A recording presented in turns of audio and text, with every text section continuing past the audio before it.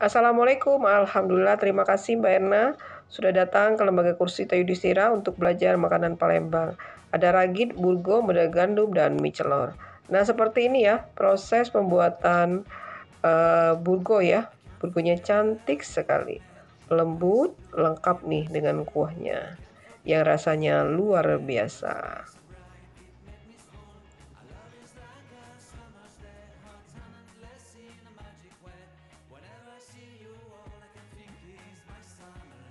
Nah, ini ya proses pembuatan model gandum ya.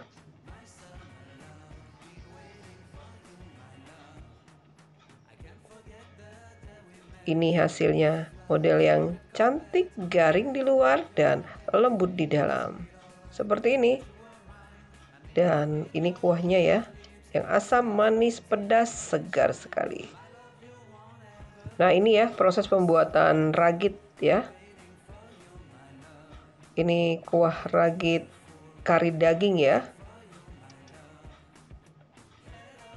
Ada acarnya yang segar dan ini hasilnya.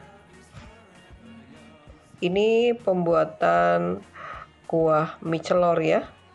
Kuahnya kental dengan kaldu udangnya yang luar biasa. Seperti ini. Terima kasih Mbak Erna. Salam sukses, salam makanan khas Palembang dari kami Lembaga Kursus Ita Yudhistira.